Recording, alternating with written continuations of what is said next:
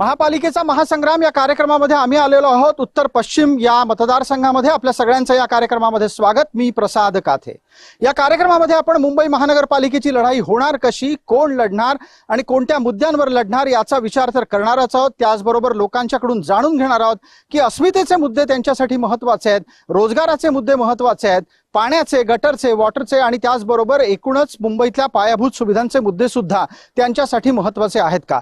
इथे विविध मान्यवर माझ्या सोबत आहेत आणि मतदारांचे प्रतिनिधी म्हणूनही इथे आपल्या या चर्चेत अनेक जण आलेले आहेत। चर्चेला सुरुवात करतोय आणि ज्या पद्धतीनं यंदा मुंबईच्या महानगरपालिकेमध्ये मुद्दे त्याचबरोबर गुद्दे सुद्धा आहेत आणि विविध प्रकारचे प्रश्न सुद्धा आहेत। मला या निमित्तानं इथे उपस्थित असलेल्या मान्यवरांना थेट आणि पहिला प्रश्न हाच विचारायचा आहे की तुम्हाला मतदान का करायचं। तुम्हाला म्हणजे इथे प्रत्यक्ष थेट आपल्यापर्यंत हा विषय नाही, पण तुमच्या उमेदवाराला मतदान का करायचं, तुमच्याकडे असं काय आहे की लोकांनी तुम्हाला मतदान करावं। असं आहे की गेले 25 वर्ष ज्याची सत्ता होती त्याने काय केलं हे लोकांना माहित आहे आणि आता जे सत्तेवर आम्ही आलो आहोत, रोडचे बघा, सीसी सगळ्यांचे सिमेंट कॉन्क्रीट रोड चालले आहेत। परत महाराष्ट्र सरकार देवेंद्र फडणवीस यांनी हे जे मेट्रो आणली आहे, या मेट्रोचा उपयोग सगळ्यांना होतोय। रस्ते आहेत, अटल सेतू आहेत, असे बरेचसे काम भारतीय जनता पार्टीच्या माध्यमातून आणि शिवसेनेच्या माध्यमातून आम्ही केलेलं आहे। थोडक्यात काय तर काम केलंय म्हणून मतदान करा हा मुद्दा आहे आणि मला पटकन उत्तर लागेल मनसेकडून याच्या संदर्भात आपलाही अजेंडा काय आणि तुम्ही का मतं मागताय। आम्ही यासाठी मतं मागतो की इथला जो भूमिपुत्र आहे, मराठी आहे, मराठी संस्कृती आहे, मराठी बाणा आहे, मराठी माणूस आहे, याची जी वाताहत चाललेली आहे, विकास तर व्हायलाच पाहिजे। सत्ताधाऱ्यांनी विकास करणं त्यांचं कर्तव्यच आहे, पण या विकासाच्या नावावरती इथे जे परप्रांतीय लोंढे इथे येत आहेत आणि आपला मराठी माणूस या मुंबईच्या बाहेर फेकला जातोय, त्याला कुठेतरी इथे थांबवलं पाहिजे। त्यासाठी महाराष्ट्र नवनिर्माण सेना आणि राजसाहेब ठाकरे आग्रही आहेत। मतदान मराठीच्या मुद्द्यावर मागितलं जात आहे। राष्ट्रवादीची भूमिका काय? यंदा तुम्ही एकटे लढता आहात एक प्रकारे, असं म्हटलं तरी वावगं ठरणार नाही। आपल्याला कल्पना असेल, पिंपरी चिंचवड महानगरपालिका आशिया खंडातली सर्वात श्रीमंत महानगरपालिका आणि त्या महानगरपालिकेमध्ये जी नागरिक सुविधा असेल आणि जी कामं असेल ती अतिशय सुंदर केली आदरणीय पवार साहेबांच्या हातात त्यावेळेला होती। दुसरी महानगरपालिका पुणे बघा, पुण्यामध्ये आपल्याला माहिती आहे की IT झोन आहे। या IT झोनमध्ये डेव्हलपमेंट रस्त्याच्या संदर्भामध्ये असू देत, ब्रिजच्या संदर्भामध्ये असेल, असं आपल्याला कुठेही पाहायला मिळणार नाही।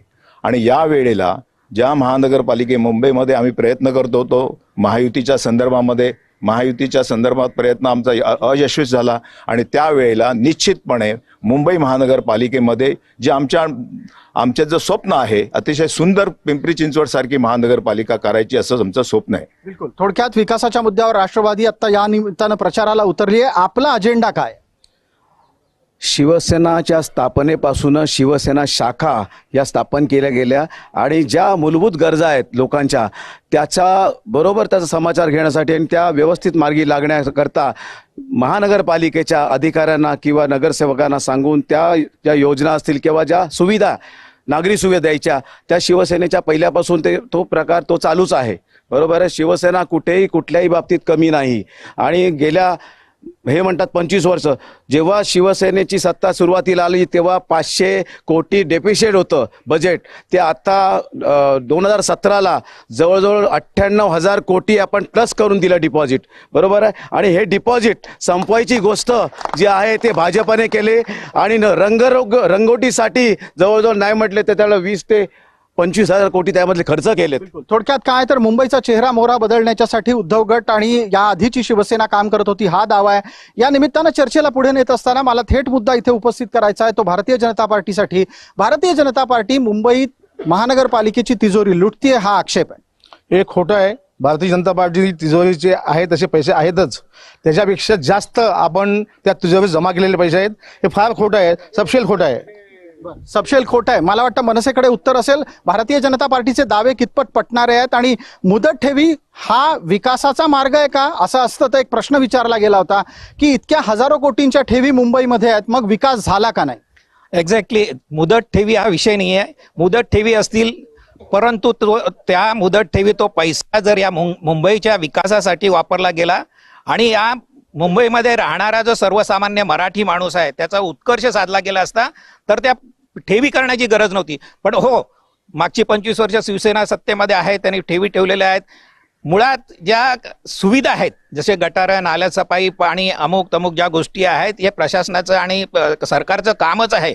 मी पुन्हा एकदा सांगेन की मराठी माणूस हा मुद्दा आहे, मराठी माणूस भूमिपुत्र आहे, त्याला इथे कसं राहता येईल, तो कसा राहील, त्याचं जीवन कसं सुसह्य होईल हे पाहणं या महानगरपालिकेचे गरज. मनसे वारंवार मराठी माणसाच्या मुद्द्यावर येते. मला तुम्ही सांगा, आत्ताच्या घडीला एकनाथ शिंदे तुमचे शिवसेनेचे प्रमुख नेते आहेत, मराठी माणसाला टिकवण्याच्या साठीची खरी जबाबदारी आणि खरी अपेक्षा कोणाकडून ठेवायची, ठाकरेंकडून का शिंदेकडून? खरी जबाबदारी मराठी माणसांची आहेत आणि सगळ्यांना माहिती आहे मराठीवरती बोलून चालत नाही, मराठ्याप्रमाणे काम करावं लागतो. शिंदे साहेब हे तुम्हाला दिसत आहेत रात्रंदिवस जनतेची सेवा करत आहेत आणि त्याच्यानंतर आम्ही शिवसेना प्रमुखाचे शिवसैनिक आहेत आणि आम्हाला काय करायचे आहेत.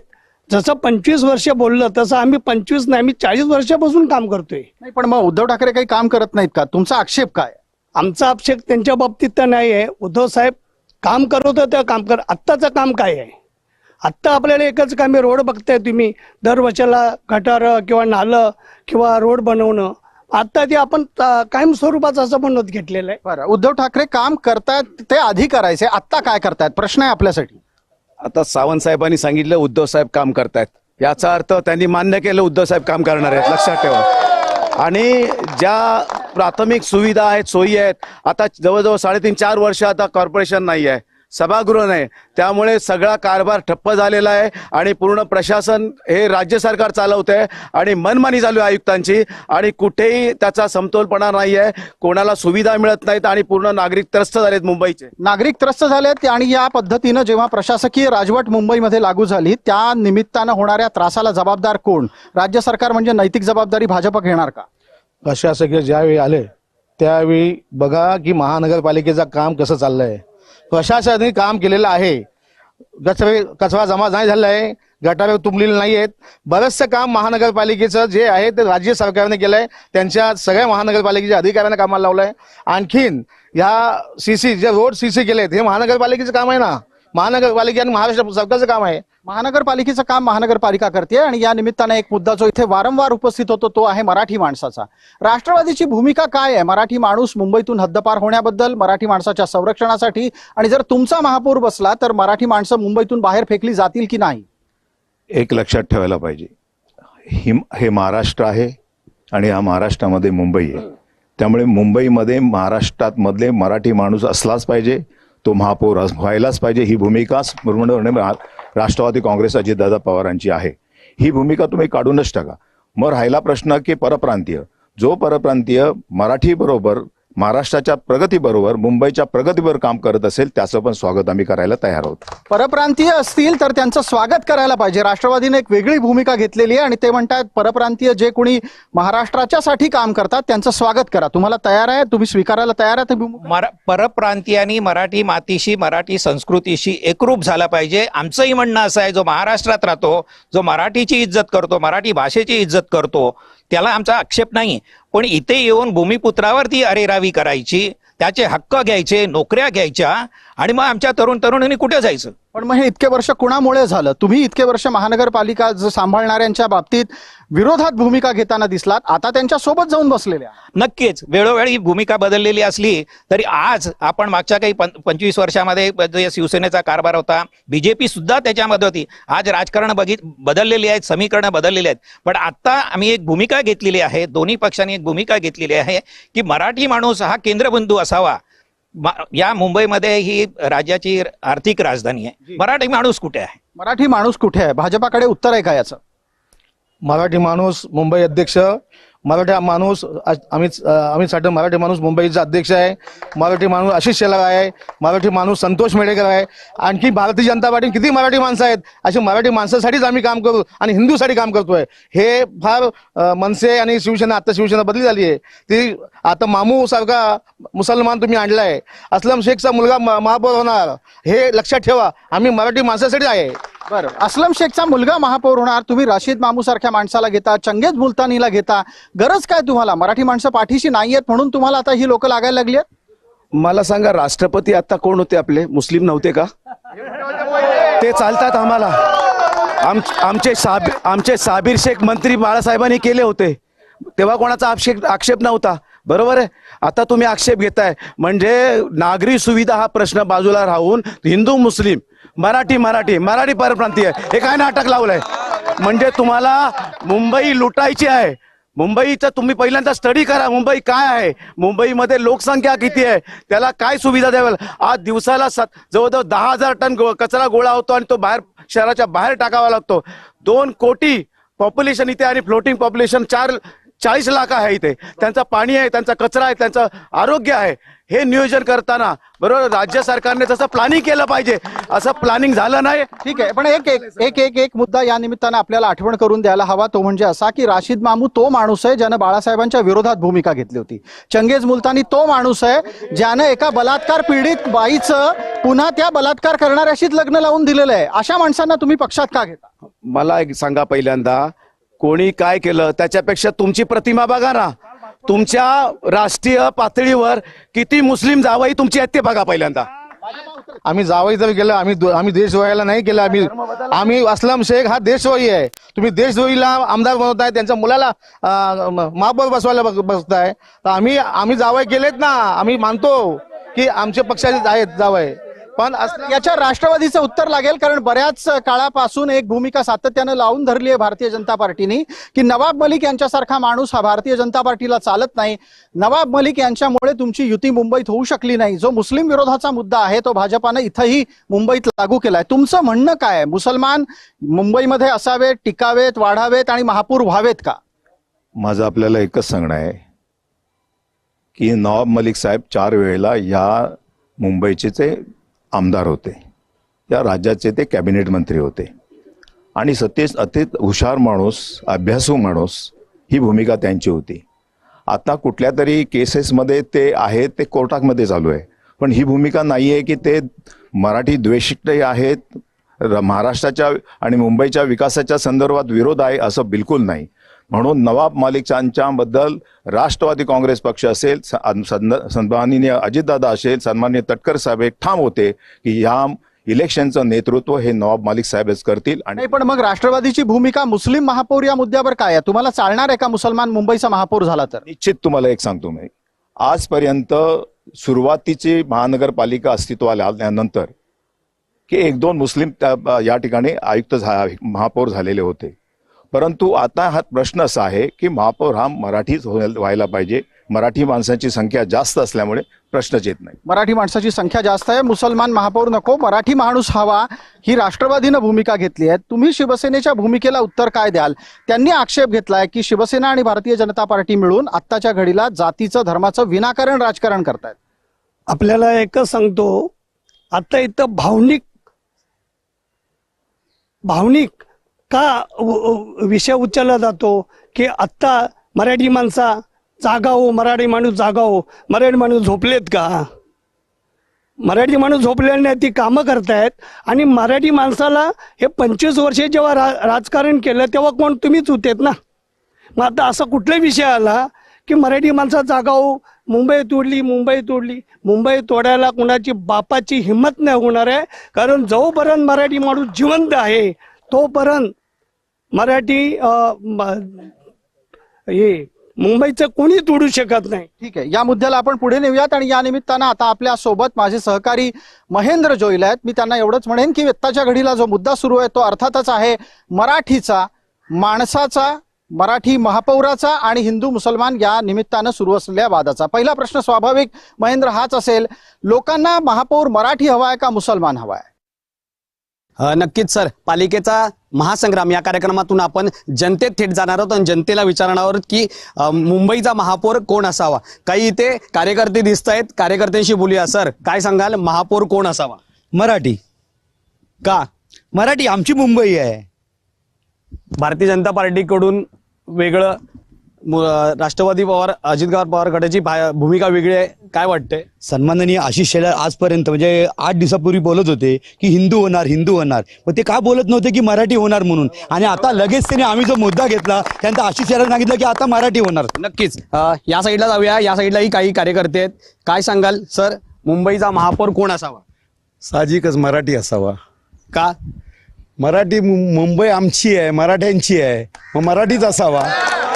नक्कीच मुंबईचा महापौर मराठी असावा आणि मुंबई आमचीच आहे. त्यामुळे आणखीन इथे काही आहेत राष्ट्रवादी अजित पवार गटाचे आहेत. सर काय सांगाल, मुंबईचा महापौर मराठी असावा काय?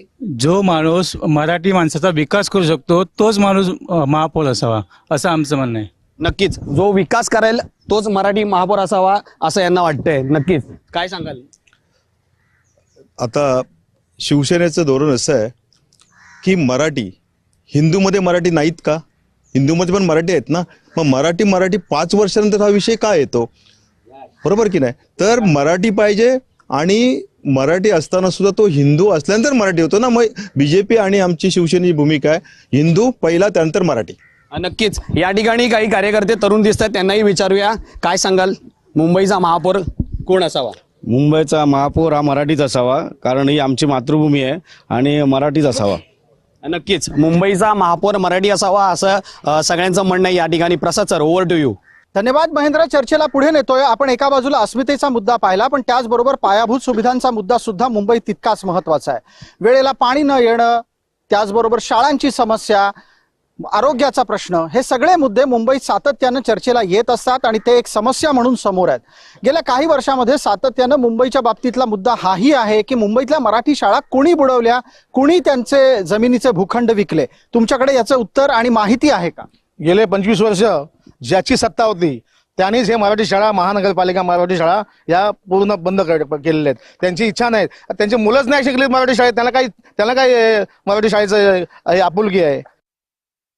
आपलं उत्तर मला सांगा, आशिष शेलारांचा मुलगा कुठल्या शाळेत शिकला? बीजेपीच्या राष्ट्रीय जे नेते आहेत त्यांची मुलं कुठे शिकली? ते कॉन्व्हेंटमध्ये शिकली ना. बरोबर आहे ना? आम्ही सांगू शकतो की आम्ही म्युन्सिपाल्टी मराठी शाळेत शिकलोय. हा आमचा स्वाभिमान आहे. त्यामुळे मराठी शाळा आम्ही घालवल्या नाहीत, घालवणार सुद्धा नाहीये. उलट आदित्य साहेबांनी मराठी माणसासाठी एक नॉन सेमी इंग्लिश अशी बॉम्बे इंग्लिश एज्युकेशन या चालू केलं. एक सांगायला लागेल, आदित्य ठाकरेंनी बॉम्बे शब्द नाही वापरलाय, मुंबई पब्लिक स्कूल असं म्हटलं. तुम्हीच जर बॉम्बे म्हणायला लागलात तर अवघड व्हायचं. चूक झाली माझी. मुंबई जे स्कूल, इंग्रजी स्कूल चालू केलं त्याच्यामुळे ह्या मुंबईमध्ये गोरगरीब नागरिकांना, पालकांना त्यांना एक चांगली संधी मिळालेली आहे इंग्रजी शिकायची. थोडक्यात ठाकरे गटाच्या कडून दावा येतोय. मला उत्तर आधी आपल्याकडून लागेल. ठाकरे गट म्हणतोय त्यांनी मराठी शाळा टिकवल्या मुंबईमध्ये. वस्तुस्थिती ही खरी आहे का? हे बघा, सत्ता त्यांची होती, सत्ता असते तेच बाहेर घालवतात ना. त्यांची जर त्यांनी टिकवली असती हे दिवस आले असते का? आणि आता तुम्हाला मराठी करायचे काही दिवस आले? मराठी शाळेच्या निमित्तानं मनसेच्याकडे जायची गरज आहे. मराठी शाळेच्यासाठी, मराठी भाषेसाठी तुम्ही, तुमचं नेतृत्व सातत्यानं एक आग्रही भूमिका मांडत असतं. आता उद्धव ठाकरेंच्या बरोबर गेल्यानंतर जेव्हा हे सगळे आरोप उद्धव ठाकरेंवर लागतील त्यावेळेला तुम्ही काय करणार आहात? मराठी शाळांची अवस्था दयनीय आहे हे फॅक्ट आपल्याला मान्य करायला लागेल. परंतु ज्यावेळी शिवसेना आणि महाराष्ट्र नवनिर्माण सेना एकत्र आलेले आहेत, त्यांनी एक वचननामा जाहीर केलेला आहे. त्याच्यामध्ये प्राथमिकता काही गोष्टींसाठी दिलेल्या आहेत. त्याच्यामध्ये मराठी शाळा, जर मराठी टिकवायची असेल, संस्कृती टिकवायची असेल तर आपल्याला शिक्षण मराठीतून दिलं पाहिजे, आपण मराठीतून बोललं पाहिजे, ही आपली आग्रही भूमिका आहे. मुंबईसारख्या शहरामध्ये परप्रांतीय लोंढे असतात, अनेक भाषा, अनेक संस्कृती असतात, सगळं काय असतं. पण ही महाराष्ट्राची राजधानी आमची मराठ्यांची आहे. त्यामुळे हे अस्तित्व टिकवणं, मराठी पण टिकवणं. पण मग मराठी शाळा इतके दिवस मुंबईतून हद्दपार का होत गेल्या, कमी का होत गेल्या, याची जबाबदारी उद्धव ठाकरेंवर द्यायची का नाही द्यायची? का आता राज ठाकरे सोबत आलेत म्हणल्यावर त्यावर बोलायचंच नाही अजिबात? नाही, असं नाही. वस्तुस्थिती मी पहिल्यांदाच बोललो, वस्तुस्थिती आपण मान्य करायला पाहिजे. जी परिस्थिती मुंबईमध्ये ती नाकारू शकत नाही. पण या पुढचा जो अजेंडा आहे, जे आपला वचननामा आहे, त्याच्यावरती भर दिलेला आहे. बिलकुल. थोडक्यात इथे मराठी शाळेच्या निमित्तानं भूमिका मांडली जात असताना मनसेची परिस्थिती थोडी अडचणीची होताना दिसते. तुमची भूमिका काय आहे? मराठी शाळा आणि त्यात सुद्धा मराठी माणसाचं मुंबईतलं मराठी पण राष्ट्रवादीच्या अजेंड्यावर आहे का? निश्चितपणे आहे. मराठी भाषा टिकली पाहिजे या संदर्भामध्ये राष्ट्रवादी काँग्रेस पक्ष, अजितदादा हे अग्रेसर आहे. मी एका संस्थेचा उपाध्यक्ष आहे. उपाध्यक्ष असल्यामुळे मराठीबद्दल आम्ही पूर्णपणे आरे कॉलनीतली मुलं आम्ही आमच्या बसने जोगेश्वरीच्या बांद्रेकरवाडीमध्ये घेऊन येतो. आरे कॉलनीची मुलं कोण आहेत? आदिवासीच्या पट्ट्यातली मुलं आहेत. त्यामुळे मराठी टक्का वाढला पाहिजे आणि 5वी पर्यंत मराठी ही कंपल्सरी राहिलाच पाहिजे, ही भूमिका आमची आहे आणि ती राहणार आहे. बिलकुल. या मुद्द्यावर आपल्याला खरं तर याच मतदारसंघातल्या विविध लोकांशी बोलणं गरजेचं आहे, कारण भाषेचा मुद्दा हा राजकारणाचा आहे, तितकाच तो संवेदनशील पण आहे. आणि म्हणूनच मी माझे सहकारी महेंद्र जोईल यांना म्हणेन की त्यांनी लोकांपर्यंत जावं आणि विचारावं की त्यांच्यासाठी भाषेच्या अनुषंगिक शिक्षण आणि शिक्षणातून मिळणारा रोजगार हे मुद्दे कितपत महत्वाचे आहेत. मुंबईमध्ये मराठी आणि हिंदी यापैकी प्राधान्य कुणाला, रोजगाराचा प्रश्न त्यामुळे सुटणार आहे का? महेंद्र. नक्कीच प्रसाद सर, काही ज्येष्ठ शिवसैनिक या ठिकाणी पाहायला मिळत आहेत. सर, काय सांगाल मराठी भाषा आणि यावरून रोजगाराचा जो मुद्दा आहे त्यावर काय तुमचं मत आहे? रोजगार म्हटलं तर बघा, आता हे सरकार कोणाचं आहे? रोजगार सर्व गुजरातला पळवले जात आहेत. त्याच्यापैकी कोण काय बोलतो आहे का? इथल्या कंपनी, मुंबईचं जे ऑफिस आहे आर्थिक राजधानीचं, ते बी अहमदाबादला गेलं. याच्यावरून तुम्ही समजा मराठी माणसाला किती गळपेची या ठिकाणी होते. तुम्ही या एअरपोर्ट सारख्या जर हे बघितलं तर ते अदानीला दिलंय आणि आज तो अदानी एवढा त्यांच्यावरती हे करतोय की कांबाटा. नक्कीच भाषेवरून गळचेपी होत आहे असं त्यांचं म्हणणं आहे. या ठिकाणी काही कार्यकर्ते अजून निघत आहेत. काय सांगाल? मुंबई विमानतळासारख्या ठिकाणी 2700 करोडचा घोटाळा, त्याच्यात मराठी माणसं नव्हती का? त्यावेळेला रोजगार कोणाला माहिती पडले नाहीत का? त्यामध्ये पण मराठी माणसं होती. खंबाटासारखी कंपनी बंद केली. आता मोठ्या मोठ्या मुंबईमध्ये तुम्ही प्रत्येक ठिकाणी जाणार, मोठ्या मोठ्या ठिकाणी तुम्ही प्रत्येक ठिकाणी यांचे युनियन, पूर्व शिवसैनिकांच्या युनियन होत्या, त्या युनियन मध्ये या लोकांनी राहून मोठमोठ्या कंपन्या बंद केल्या या लोकांनी, प्रीमियर सारख्या. नक्कीच काय सांगाल सर? असं आहे, मुंबई ही आमची आहे आणि आमचीच राहणार, हा आमचा मुद्दा आहे. राहिला प्रश्न यांनी बोलले की रोजगार कंबाटा बुडवला, पण कंबाटामध्ये असणारे पदाधिकारी हे आता कुठे ते पण बघा ना. नक्कीच. त्यामुळे इथेही काही कार्यकर्ते आहेत. सर, काय सांगाल? मी इथे वॉर्ड 77 मध्ये आहे, जोगेश्वरीचा भाग आहे. वॉर्ड 77 मध्ये 80% मराठी माणूस राहते. वॉर्ड 77च्या काय पोझिशन आहे? इथे 35 वर्षापासून इथेच्या जनता पक्का घरचा स्वप्न आतापर्यंत पूर्ण नाही झाले. इथे रोजगारचा काय परिस्थिती आहे तुम्ही बघा. मुंबईला तुम्ही बघा और इथे वॉर्ड 77 जिथे 80% मराठी माणूस राहते तिथेच्या काय पोझिशन आहे? नक्कीच इथे काही आणखीन कार्यकर्ते, काय सांगाल? मागची 30-35 वर्ष हे सत्तेत आहेत आणि मराठीचा मुद्दा आता उचलत आहे. ते मराठी अस्मिता, मराठी अस्मिता आणि मराठी भाषा यांच्यावर हे उत्तेजित झालेत आणि आता हे इश्यू, याचा अर्थ हे फेल आहेत. प्रसाद सर, ओव्हर टू यू. धन्यवाद महेंद्र. मुद्दा मराठीचा निघाला आणि त्या निमित्तानं रोजगाराची पण चर्चा झाली आहे. मला पटकन या निमित्तानं आता इथे असलेल्या मान्यवरांना बोलतं करायचं आहे. पायाभूत सुविधा, रोजगार हे मुद्दे आता या चर्चेमध्ये महत्वाचे ठरतील. मला आपल्या सगळ्यांकडून उत्तरं अपेक्षित आहेत. तुम्हीही त्याचं उत्तर द्यायला हवं. मुंबईमधला रोजगार पळाला आहे, पळवला आहे की गेला आहे? खरं तर पळवलंय. कारण कसं आहे माहिती आहे, 2.5 ते 3 लाख तरुणांना रोजगार इथे मिळणार होता, त्या कंपन्या गुजरातमध्ये पळवल्या. आणि आता तुम्हीच आहात सगळे, त्याला जबाबदार तुम्हीच आहात.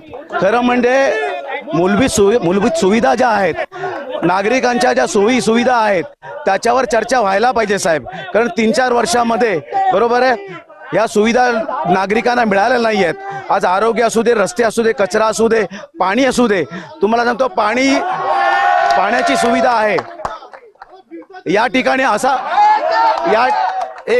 या ठिकाणी असा प्रकार होतो की निवडणूक जवळ आली की पाणी दाब कमी करायचा आणि तो असंतोष आमच्या शिवसेनेकडे मला वाटतं वळवायचा, असा जो प्रकार चाललाय हा निंदनास्पद आहे. बिलकुल. आपण रोजगारावर चर्चा करत होतो. ज्या वेळेला उद्योगपतींचा विरोध केला जातो त्या वेळेला उद्योगपतींनी उद्योग लावले नाही. जर समजा महाराष्ट्र हा उद्योगपतींच्या पूरक राहिला नाही तर इथे रोजगार निर्माण होणार नाहीत, हाही मुद्दा आहे. त्याचबरोबर मगाशी पब्लिकमधून, जनतेमधून एक सवाल आला होता की उद्योगपतींना विरोध करायचा आणि त्यांच्या लग्नात जाऊन नाचायचं. खरी बातमी आहे. आमचे शरदजी पवार साहेब अदानीच आता बरोबर आहे. आमच्या ताई काय बोलल्या, हे माझे मोठे भाऊ, हे माझे छोटे भाऊ, हे तुम्हाला दिसतंय. मला एकच बोलायचं आहे की ज्या टायमाला शिवसेना प्रमुखाचा विरोध होता की हिरवे नको, हिरवे म्हणजे कोण मुस्लिम नाही आहेत, ते आमचे आहेत बांधव, पण त्याच्यामध्ये पाकिस्तानचा झेंडा जे फिरवतात ते आमचे नाही आहेत. तर त्यांनी केलं पाहिजे, त्यांना कळलं पाहिजे तुम्ही शिवसेना प्रमुखाचे आहेत आणि ते केलंच पाहिजे. पण तुम्ही आता कसा हिरवा झेंडा फिरवतात पाकिस्तानाचा. याच्यावर मुद्दा घ्यायला हवा. आपल्याला राष्ट्रवादीची भूमिका ऐकायची आहे. शरद पवारांनी घेतलेली भूमिका तुमच्यापर्यंत पोहोचलेली असेल आणि विषय आहे उद्योगपतींच्या समर्थनाचा, विरोधाचा. ज्या वेळेला उद्योगपतींना विरोध होतो तेव्हा स्वाभाविक आहे रोजगार निघून जातो, उद्योग निघून जातात. उद्योगपतींना विरोध करावा का? मुंबई सारख्या एका महत्वाच्या शहरात उद्योगपतींना विरोध व्हावा का? एक लक्षात ठेवा, तुम्ही पवार साहेबांचं नाव काढलं म्हणून बीकेसी तयार झाली ह्याचं कोणाचं श्रेय जाणार? आदरणीय पवार साहेब. बीकेसीचा आजचा रेट आहे 2,64,000 स्क्वेअर मीटरचा, 1 स्क्वेअर मीटरचा. जगातली 8वा रेट आहे. हे कोणामुळे झालं? पवार साहेबांमुळे झालं. का झालं? त्यात नाही तर स्लम आलं असत नाही. काय झालं असतं? तिथे पूर्ण स्लम आलं असतं. झालं. नवी मुंबई जी डेव्हलप झाली तिथे जे रोजगार निर्मिती झाली कोणाचं श्रेय आहे? पवार साहेबांचं. आता आर्टिफिशियल इंटेलिजन्सी अदानींच्या बाबतीत जे मोठं झालं, पहिलं आर्टिफिशियल एजन्सी CRS फंड 1,000 कोटीचा CRS फंड बारामतीला दिला गेला. प्रश्न असा आहे तुम्ही कशामध्ये राजकारण आणताय? प्रश्न असा आहे की तुम्ही प्लीज कोणी असा याच्यामध्ये तुम्ही राजकारण आणू नका. जर त्या ठिकाणी आहेत ते उद्योगपती आणायलाच पाहिजे. आता पुण्यामध्ये IT झोन झालं, कोणामुळे झालं? मी तुम्हाला विचारतो प्रश्न. माझ्याकडे उत्तर आहे पण उत्तर दिलेलं चालणार आहे का तुम्हाला? पुण्यातला IT हब हा बाळासाहेब आणि मनोहर जोशींमुळे झालेला आहे. एक लक्षात ठेवा, तुम्ही एकच मला म्हणायचं आहे की आदरणीय पवार साहेब असू देत, आदरणीय दादा असू देत, आजपर्यंत ज्यामध्ये जे त्यांनी डेव्हलप, मी आता तुम्हाला पुण्याच्या बाबतीत सांगितलं, पिंपरी चिंचवडच्या बाबतीत सांगितलं, जे महानगरपालिका त्यांच्या हातात होते त्या महानगरपालिका स्वच्छतेच्या बाबतीत असेल, रोजगाराच्या भूमिकेच्या बाबतीत असेल, डेव्हलपमेंटच्या बाबतीत असेल, नंबर 1च्या आलेल्या आहेत. आज आम्ही मुंबई महानगरपालिकेमध्ये स्वतंत्र लढतो आहोत. आमची ही भूमिका आहे की मुंबई महानगरपालिका ही महापालिका आशिया खंडातली मोठी महानगरपालिका ज्याचा बजेट 74,000 कोटी आहे आणि त्या बजेटच्या अनुषंगाने डेव्हलपमेंट सुद्धा मुंबईला तसंच व्हायला पाहिजे. बिलकुल. आपण भारतीय जनता पार्टीकडे जाऊयात. IT पार्क हिंजवडी याची चर्चा झाली आणि ते स्वप्न मनोहर जोशी आणि बाळासाहेब ठाकरेंचं होतं जे भारतीय जनता पार्टी शिवसेनेच्या युतीच्या सरकारमध्ये पूर्ण झालं. अशा वेळेला जर उद्योगपतींना आताच्या घडीला या ताज्या वातावरणामध्ये विरोध होत राहिला तर मुंबईत रोजगार यायचा कसा? मुंबईत रोजगार येण्यासाठी उद्योगपती आपल्याला पाहिजेच आहेत. मुंबईत बाहेरून उद्योगपती येणार नाहीत तर रोजगार मिळणार नाही आणि रोजगार उत्पन्न होणार नाही. जे पण असेल उद्योगपती आहेत ते हिंदूच आहेत, मुसलमान आम्ही कोणाला आणलेलं नाही आहे. आणि जे आहेत उद्योगपती, जर उद्योगपतींनी जर नाही आले मुंबईत तर मुंबईत रोजगार निर्मिती होणार नाही. मेट्रोच्या माध्यमातून लोकांना नोकऱ्या मिळाल्या आहेत. मराठी माणसाचा विषय आलं तर वरळीमध्ये बीडी चाळीत आपण घरं बांधून दिलेत, त्यांना 500 फुटाची घरं दिलेत. या मुद्द्यावर येतो. मनसेच्या कडून भूमिका जाणून घेऊयात. उद्योगपतींना होणारा विरोध हा प्रगतीला पूरक आहे का प्रगतीला मारक आहे? विरोध याच्यासाठी नाही, उद्योगपतींसाठी नाही, पण दोनच या पूर्ण देशामध्ये 2च उद्योगपती आहेत का? त्यांनी सर्व जेवढे काही उद्योग असतील ते सगळे त्यांच्या ताब्यात द्यायचे. त्यांना मुंबईमधल्या जागा घ्यायच्या, त्यांनी सत्तेमध्ये यायचं. असंच जसं असेल त्या उद्योगपतींना जर सहकार्य करायचं असेल, त्यांना मोकळीक द्यायची असेल, पूर्ण देश देऊन टाका ना. मग बाकी जनतेची गरज काय आहे? हा मुद्दा महत्वाचा आहे. भारतीय जनता पार्टीकडे उत्तरासाठी येतो पण तत्पूर्वी एक आपल्यासोबत असलेल्या ठाकरे गटाची प्रतिक्रिया घेतो. उद्योगपतींना इतकंच जर फेवर करायचंय, त्यांच्या पाठीशी उभं राहायचंय तर देशच त्यांना चालवायला द्या. ही भूमिका लॉजिकल वाटते, योग्य आहे? नाही, अशी भूमिका योग्य नाही. कारण कसं आहे माहिती आहे, उद्योगपती जसे आमचे टाटा होते, बिर्ला होते, त्यांनी उद्योग करत असताना समाजाला बरोबर घेतलं, समाजाची डेव्हलपमेंट केली, तरुणांना वाव दिला. तर ही समाजाभिमुख जर सुधारणा त्यांची असेल उद्योगपतींची तर आम्ही त्यांना स्वागत करतो. बरं, भारतीय जनता पार्टीचं काय म्हणणं आहे यावर? असं आहे की उद्योगपती हे हवेच आपल्याला मुंबईत. विषय असा आहे की ते कोणी असो, मराठी असो या हिंदू आहेत, हिंदू उद्योगपती आहेत आणि त्यांना आपण वाव दिलं तरच द्यायलाच पाहिजे मुंबईत. या चर्चेला आता पुढच्या टप्प्यात नेतोय आणि म्हणूनच माझे सहकारी महेंद्र जोईल यांच्यापर्यंत आपल्याला पोहोचायचं आहे. महेंद्र जोईल यांनी आता इथे असलेल्या मतदारांच्या प्रतिनिधींपर्यंत जावं, त्यांना विचारावं की उद्योग रोजगार हा मुद्दा एका बाजूला आहे, दुसरा मुद्दा इथे उपस्थित राहतो पायाभूत सुविधांचा. गेल्या जवळपास 5 वर्षामध्ये मुंबई बदलतीये, मुंबई कोणामुळे बदलतीये आणि मुंबई आणखी कशी बदलायला हवी? मतदार काय म्हणतोय? नक्कीच प्रसाद सर, इथे काही महिलाही आहेत आपल्यासोबत, मी त्यांच्याशी चर्चा करणार आहोत. मुंबई आणखीन कशी बदलायला हवी, काय वाटतं तुम्हाला? स्वच्छता वगैरे पाहिजे मुंबईमध्ये आणि सगळीकडे सुविधा पाहिजे मुंबईमध्ये. नागरी सुसुविधा पाहिजे मुंबईमध्ये, काय सांगाल कशी पाहिजे मुंबई? मुंबई पहिला महिलांवर जे अत्याचार होतात, लव जिहाद आहे, ह्या सगळ्या म्हणजे बंद व्हायला पाहिजे आणि जे महिलांना संरक्षण वगैरे मिळाले, सुरक्षित वगैरे मिळायला पाहिजे. महिलांची सुरक्षा ही महत्वाची आहे, त्याचबरोबर आणखीन इथे काही महिला आहेत. मुंबई कशी पाहिजे? मुलं कामाला घरी बसतात, आमच्या बाकीची मुलं कामाला, आमच्या मुलांना शिकून पण काम भेटत नाही. का नाही भेटत हे कोणाला विचारायचं आम्ही? नक्कीच बेरोजगारीचा मुद्दाही आहे, सुरक्षेचा मुद्दाही. आणखीन काही इथे माझ्यासोबत कार्यकर्ते दिसत आहेत. सर काय सांगाल, मुंबई कशी पाहिजे? मुंबई सुरक्षित पाहिजे, त्याचबरोबर इथे सुखसुविधा हे पण व्यवस्थित पाहिजे. एवढं नक्कीच सर्व सुखसुविधा पाहिजेत, सुरक्षा पाहिजे. काय सांगाल सर, ज्येष्ठ आहात, मुंबई कशी पाहिजे? मुंबईमध्ये ज्या आमच्या आया बहिणी आहेत त्या सुरक्षित राहिल्या पाहिजेत. दुसरी गोष्ट काय, मुंबईमध्ये ज्या वेळेपासून भाजपाचं सरकार आलं त्यावेळेपासून या ह्या ज्या महिला आहेत, महिला आया बहिणी आहेत, त्या सुरक्षित नाही आहेत. कुठे काय केलं जाते, ह्यांच्याकडे सगळे गुंड भरले जात आहेत. जे कोण काय भ्रष्टाचार करतात ते ह्यांच्याकडे गेले की स्वच्छ होतात आणि ह्यांच्याकडे बाकीच्या सुविधांकडे, सुरक्षाकडे काही लक्षच नाही यांचं. नक्कीच महिलांचं सुरक्षेकडे लक्ष नाही सरकारचं. काही तरुण आपल्याकडे आहेत, तरुणांना काय वाटतंय? सर काय सांगाल, मुंबई आणखीन कशी पाहिजे? बघा, मुंबई पहिले डेव्हलप पाहिजे. जर आता आपण बघतो रोजगाराचा जो मुद्दा आहे, रोजगार कधी येईल? जेव्हा ती सिटी प्रॉपर डेव्हलप होईल. सध्या कुठची सरकार असं बोलत आहे का की माझा हा प्लॅन आहे, सिटीच्या डेव्हलपमेंटबद्दल हा प्लॅन आहे? तसं महायुतीने एक बोललं की 59 मिनिट्स म्हणजे मुंबईच्या कुठच्याही कानाकोपऱ्यात तुम्ही विदिन 59 मिनिट्स जाईल.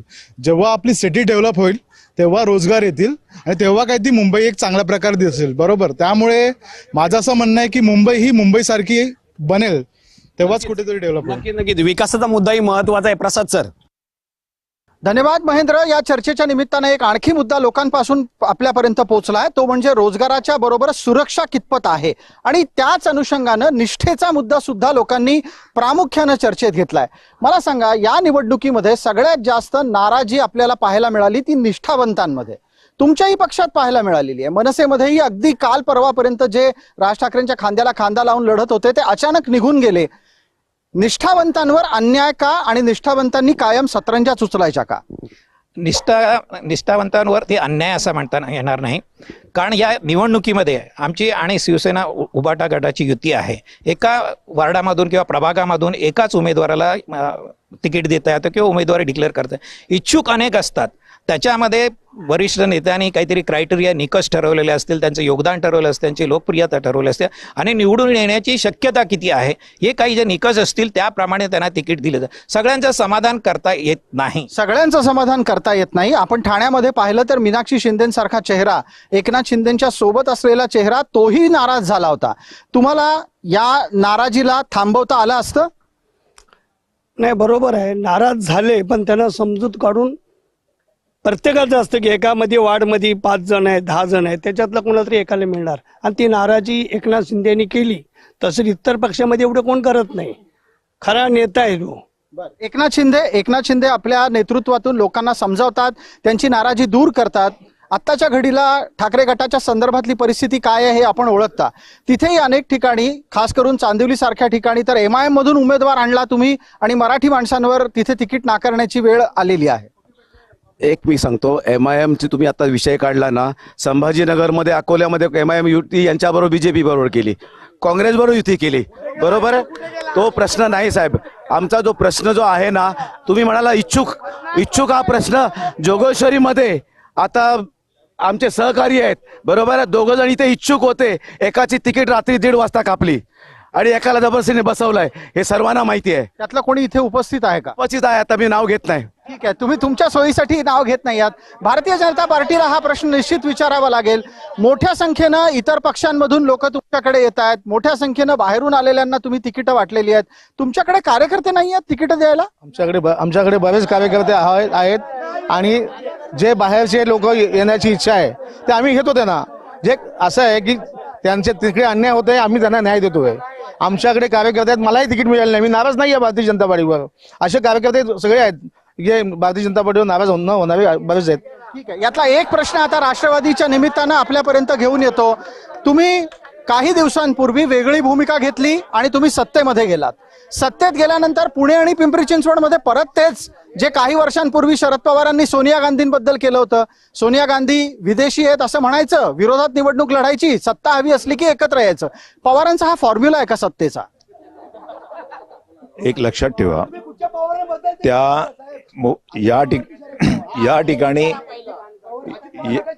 या ठिकाणी पुणे असेल, पिंपरी चिंचवड असेल, पुणे पिंपरी चिंचवडमध्ये बरीच वर्ष ही सत्ता राष्ट्रवादी काँग्रेस पक्षाची होती. त्यावेळेला आम्ही एकत्र होतो, दादा साहेब एकत्र होते आणि ती भूमिका निश्चितच आमची एकत्र राहिला प्रश्न असा आहे की आपल्याला पण कल्पना आहे की भाजपा त्या ठिकाणी सुद्धा मोठा पक्ष आहे, पुण्यामध्ये आहे, पिंपरी चिंचवडमध्ये.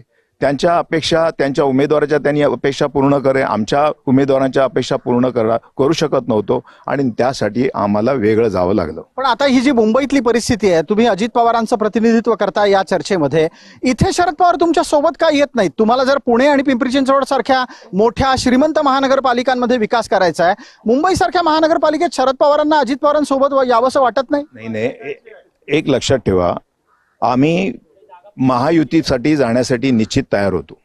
पण ह्या महायुतीने ज्या वेळेला नवाब मलिक साहेबांच्या बाबतीत त्यांनी नकारार्थी भूमिका घेतली, त्या वेळेला आम्हाला स्वतंत्र जावं लागलं.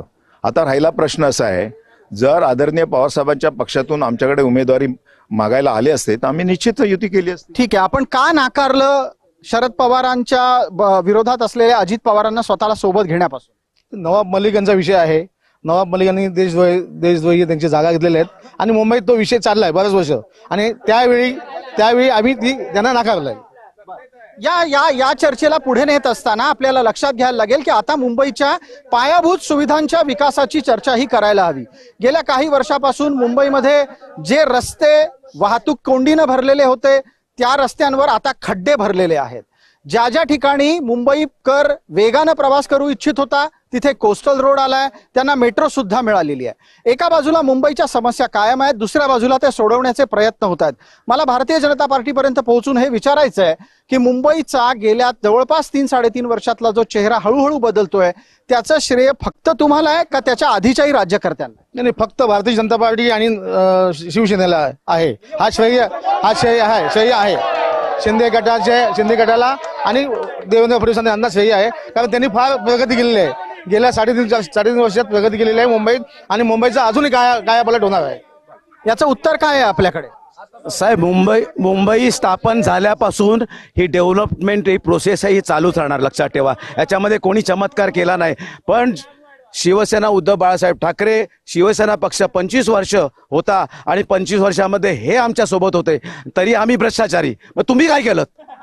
बरोबर, उत्तर असं आहे की जे काही शिवसेनेकडे पद होतं, स्टँडिंग कमिटी म्हणा, महापौर म्हणा, हे सगळे पद, मुख्य पद त्यांच्याकडे होतं. त्यांनीच भ्रष्टाचार केला, त्यांनीच भ्रष्टाचार केलाय. कारण मुख्य पद पायाभूत सुविधांचा मुद्दा चालू आहे म्हणून मला आता शिवसेनेला बोलतं करायचं आहे.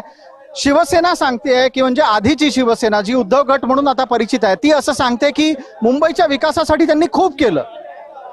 सर्वप्रथम मी सांगतो, माझे मित्र त्यांनी आताच एक प्रश्न असा उपस्थित केला की जे रात्री 1:30 वाजता माझ्यावरती, मी माझ्या घरचं ओपनिंग म्हणजे नाराज झालेली नाहीत. जेव्हा मी विभाग प्रमुख आहे, तो मुद्दा मागे गेला. आता आपण पटकन येऊयात. आपण त्यांनी नाव नव्हतं घेतलं त्याच्यामुळे आता तो राहू द्या मुद्दा. पण आता मुद्दा जो सुरू आहे, मुंबईचा विकास हा ठाकरेंनी केला, हे पटतंय का तुम्हाला? शिंदेच्या समर्थकांना पटतंय का तुम्हाला? 2.5 वर्ष जेव्हा उद्धव साहेबांच्या हातामध्ये मुख्यमंत्रीपद होतं, काय केलं? फक्त घरात बसले. जेव्हा एकनाथ शिंदे साहेब आले तेव्हा तुम्हाला विकास सगळ्यांना दिसतोय ना. खाली बोलून बुमटून काय फायदा नाही.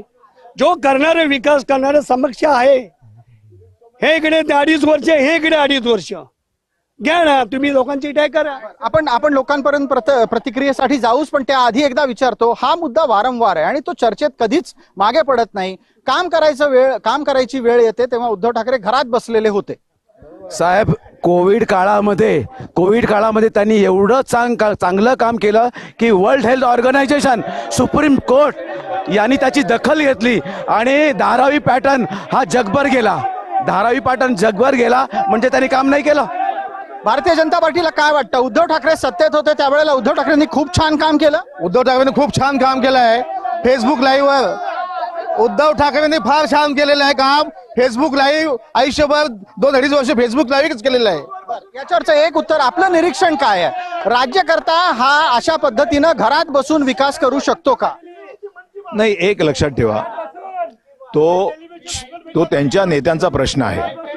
त्यांनी घरात राहून प्रश्न सोडवावेत की बाहेर राहून प्रश्न सोडवावेत.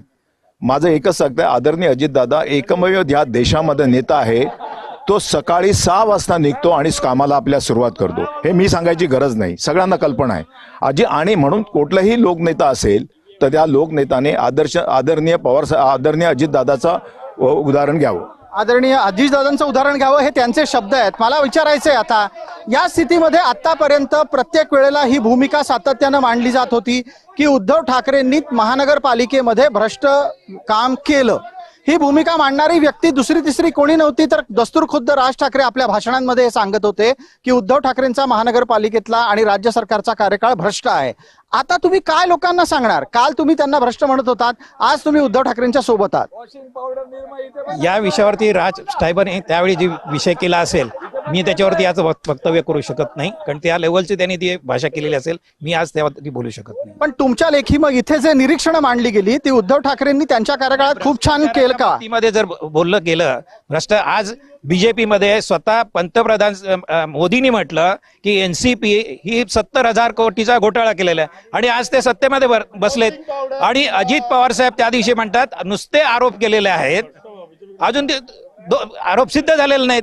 त्यामुळे भ्रष्टाचार असे जे आरोप आहेत ना, त्याला काय बर, मुंबईतल्या चर्चेमध्ये भ्रष्टाचाराचा मुद्दा असतो का आणि तुम्हाला यावर नैतिक उत्तरं देता येतात का? काल जे तुमच्यासाठी भ्रष्ट होते ते आज तुमच्या सोबत असतात.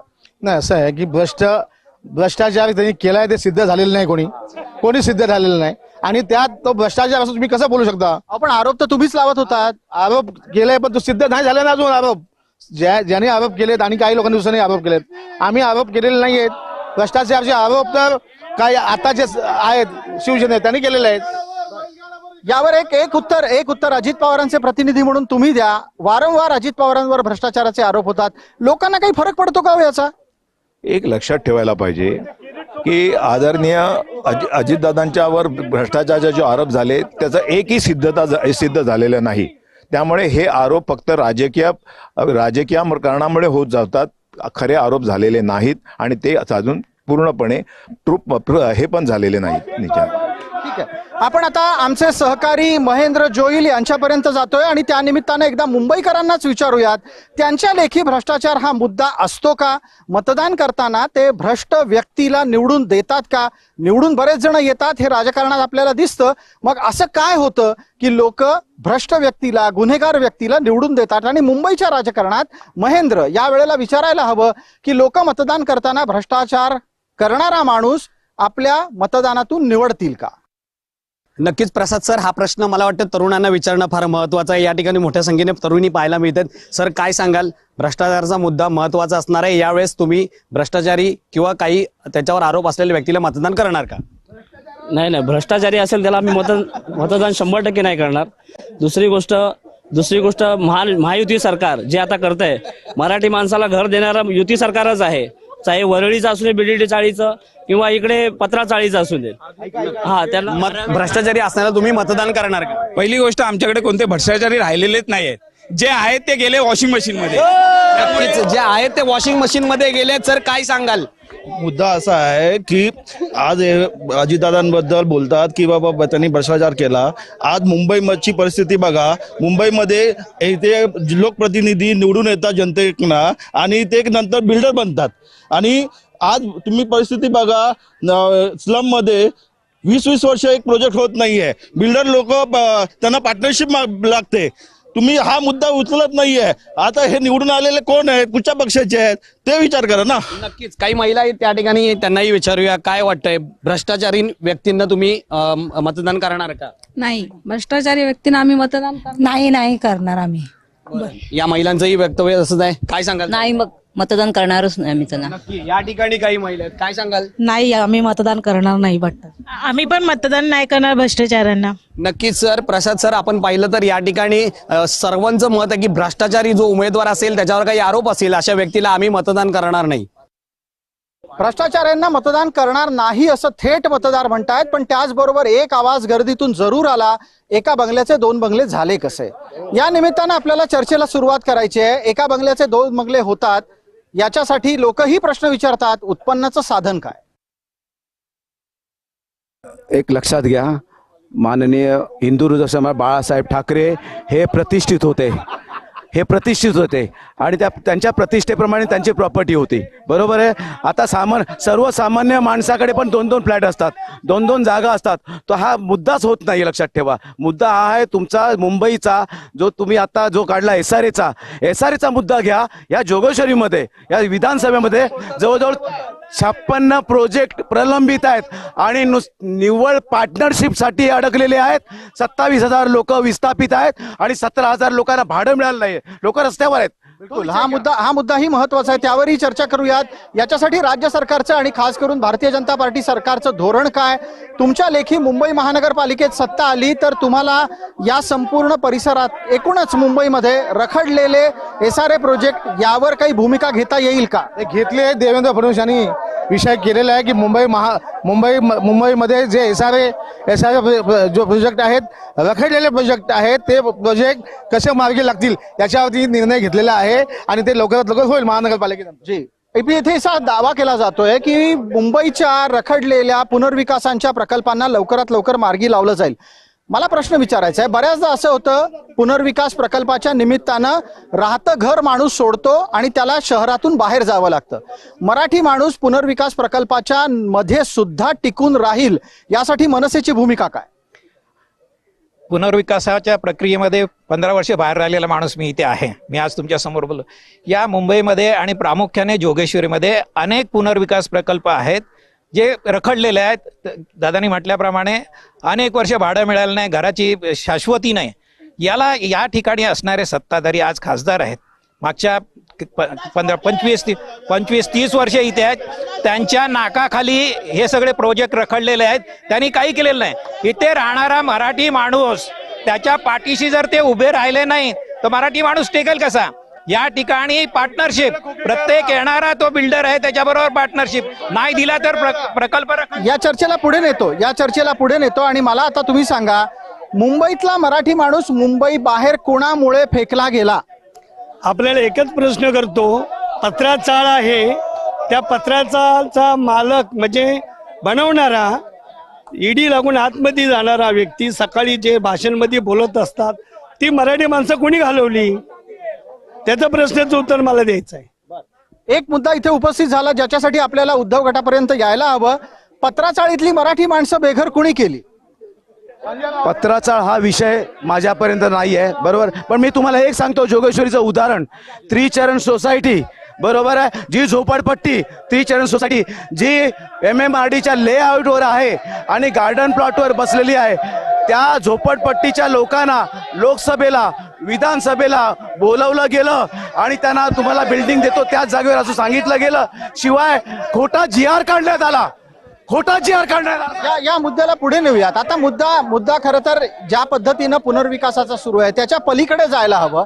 आणि चर्चेला आपण आता मुद्दा घेतोय की मुंबईत बदलत्या पायाभूत सुविधा, मुंबईमध्ये मेट्रो आलेली आहे पण मुंबईतल्या रस्त्यांवरचे खड्डे संपलेले नाहीयेत. तुमच्याकडे या निमित्तानं लोकांना सांगण्यासाठी काय? मला या ठिकाणी एकच सांगायचं आहे, आदरणीय मुख्यमंत्र्यांनी आता जो निर्णय घेतलेला आहे त्या निर्णयाचं मी खरंच स्वागत करतो. आदरणीय अजितदादा असेल, आदरणीय एकनाथ शिंदे साहेब असेल, आदरणीय मुख्यमंत्री देवेंद्र फडणवीस साहेब असेल, जे प्रोजेक्ट गेले 15 वर्ष 20 वर्ष रखडलेले आहेत त्या प्रोजेक्टच्या संदर्भामध्ये MMRD असू देत, त्याच्यानंतर म्हाडा असू देत, असे मोठे ज्या कंपन्या आहेत त्यांनी प्रोजेक्ट करायचे मोठे आणि क्लस्टर प्रोजेक्ट करायचे. आता उदाहरणार्थ धारावी जरी आपण उदाहरण ठेवलं तर तीच भूमिका आज शिवाजीनगर हरिनगरच्या प्रोजेक्टला जवळजवळ 25 वर्ष झाली. त्याच्यानंतर गोणीनगरचा प्रोजेक्ट अजून चालू झाला नाहीये, 20 वर्ष झाली. त्याच्यानंतर इंदिरानगरचा जो प्रोजेक्ट आहे तो 17 वर्ष झाली. आणि या जोपर्यंत हे प्रोजेक्ट पूर्ण होत नाहीत लोकांच्या अपेक्षा आहेत, किती दिवस 10 बाय 10च्या घरामध्ये राहावं, त्यांना कधी अपेक्षा होणार की मी एक सेल्फ कंटेन फ्लॅटमध्ये राहावं जाणार. म्हणून या शासनाने, आदरणीय मुख्यमंत्र्यांनी ही भूमिका ठाम घेतली पाहिजे आणि त्याच्यामध्ये एक भूमिका आज घेतली आहे. आज प्रवीण दरेकर साहेबांना त्या ठिकाणी रिडेव्हलपच्या संदर्भामध्ये एक महामंडळ दिलं आहे आणि त्याचं मुख्य बनवलं आहे. त्या माध्यमातून आपण हे रिडेव्हलपमेंट पूर्ण करावेत. बिलकुल. मुंबईतले अनेक रखडलेले प्रकल्प आहेत जे पूर्ण झाले पाहिजेत. आता इथे उपस्थित असलेल्या सगळ्याच मान्यवरांपर्यंत मी टप्प्याटप्प्याने येणार आहे आणि तुम्हाला प्रत्येकाला फक्त आणि फक्त 1 मिनिटाचा वेळ आहे. आपण पटकन सांगायचं आहे की या स्थितीमध्ये तुमच्याकडे मुंबईला देण्यासाठी काय आहे. पटकन 1 मिनिटामध्ये आपलं उत्तर. मुंबईला देण्यासाठी पहिल्यांदा नागरीच्या सुविधा, प्राथमिक सुविधा आहे, पाणी, आरोग्य आणि कचरा सफाई, हे पहिल्यांदा याचा प्रिफरन्स व्हायला पाहिजे. लक्षात ठेवा. आपल्याकडे असं आहे की कचरा सफाई आणि नागरी सुविधा होता येतच, पुन्हा रस्ते व्यवस्थित झाले पाहिजेत. हा एक विषय, महत्वाचा विषय मुंबईत आहे. आपल्यासाठी सर्वात मोठा प्रश्न जो आहे तो मुंबईमध्ये जो ट्रॅफिकचा प्रश्न आहे आणि ट्रॅफिकचा प्रश्न हा सुटला पाहिजे. आपली मेट्रो झालेली आहे पण मेट्रोमधून त्या ठिकाणी कनेक्टिव्हिटी नाहीये. ती कनेक्टिव्हिटी शासनाने आधी लगेच केली पाहिजे. पाण्याचा प्रश्न जो आहे, स्लममध्ये पाण्यामध्ये फार 1 तास 2 तास पाणी येतं, त्या ठिकाणी पाण्याचा प्रश्न सुटला पाहिजे. आणि सर्वात मोठा प्रश्न जो आहे, 6.5 टन कचरा गोळा होतो आणि तो कचऱ्याच्या संदर्भात त्याचं विल्हेवाट व्हायला पाहिजे. ठीक आहे. शिवसेनेची भूमिका. सर्वप्रथम आपल्याला मी सांगून इच्छितो की जोगेश्वरीमध्ये एसआरचा जो प्रश्न आहे, हा प्रश्न अतिशय ओमकारचा प्रश्न आहे तिथला.